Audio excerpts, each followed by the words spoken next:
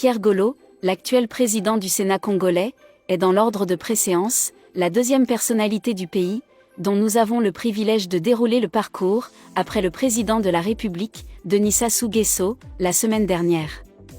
Originaire du district d'Ongoni dans les Plateaux, c'est plutôt la localité des Etoro au nord de Gamboma, toujours dans les Plateaux, qui a vu naître Pierre Golo le 27 juin 1954.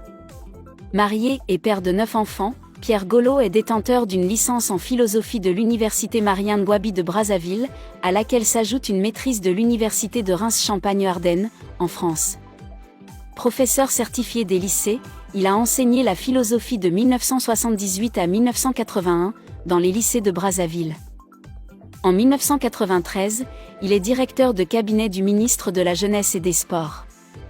En 1995, inspecteur des lycées.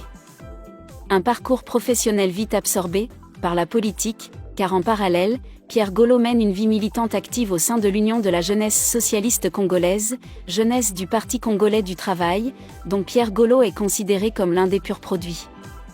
Il a milité dans des instances scolaires, universitaires, communales, départementales et nationales de l'Union. Il participe à la Conférence nationale souveraine en 1991, en qualité du responsable d'une association satellite du Parti congolais du travail, pour des raisons stratégiques. L'ascension politique réelle de Pierre Golo commence au lendemain de la guerre dite du 5 juin 1997. Un forum de paix et de réconciliation se tient à Brazzaville en 1998.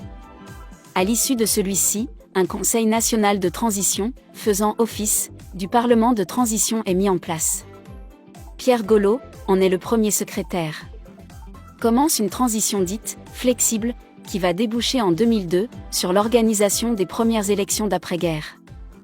D'abord député d'Ongoni, puis de Wenzé, dans le 5e arrondissement de Brazzaville, de 2002 à 2012, pendant 10 ans, sous 2 législatures successives, Pierre Golo est premier secrétaire de l'Assemblée nationale.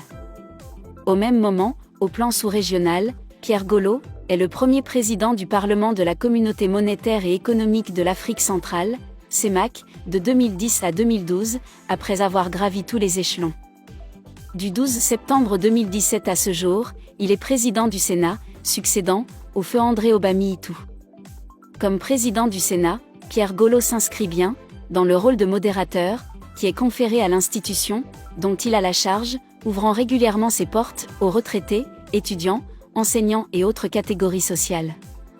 L'écoute active et l'oreille attentive dont a toujours fait montre ce philosophe octogénaire ont permis de juguler certaines tensions sociales.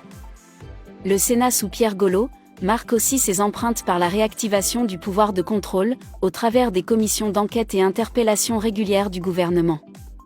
S'agissant de l'ouverture à l'international, le Sénat congolais est de plus en plus visible, dans le cadre de la diplomatie parlementaire prônée par son président. Des audiences régulières accordées aux ambassadeurs et chefs de mission diplomatiques, des partenariats et échanges d'expériences avec les Sénats d'autres pays dans le monde, la liste n'est pas exhaustive. En politique, Pierre Golo est l'un des stratèges du Parti congolais du travail, héritier de l'école Sassou, Noumazalaï, et autres. Membre du comité central du Parti congolais du travail en 1990, il intègre le bureau politique du parti en 2006. Période pendant laquelle, il est à la tête du comité du parti dans le 5e arrondissement de Brazzaville à Wenzé. En 2011, contre toute attente, il est hissé au rang du secrétaire général du Parti congolais du travail. Son premier challenge a été le changement constitutionnel, contesté, de 2015. Une période tumultueuse et d'incertitude, qui a mis le secrétaire général du parti sur tous les fronts. Campagne d'explication, campagne médiatique, mobilisation de la base du parti partout dans le pays. En témoigne, le grand rassemblement du 10 octobre 2015, au boulevard Alfred Raoul, qui a donné un ton fort, pour la marche vers le référendum constitutionnel. En véritable commandant de troupes, Pierre Golo a bataillé pour la tenue, puis la réussite du référendum constitutionnel, le 25 octobre 2015, suivi de la présidentielle anticipée, de mars 2016 qui a vu la réélection de Denis Sassou Nguesso. Denis Sassou Nguesso, envers qui, Pierre Golo, n'a de cesse témoigné une loyauté sans fin. Des décorations, Pierre Golo en a reçu, notamment, 2 décorations, dont grand officier dans l'ordre du mérite congolais, il est aussi élevé, à titre exceptionnel, dans l'ordre du mérite communautaire, à la dignité du grand officier de la CEMAC. Homme ouvert, Pierre Golo est l'une des rares personnalités politiques congolaises qui n'a pas changé son numéro de téléphone depuis des décennies.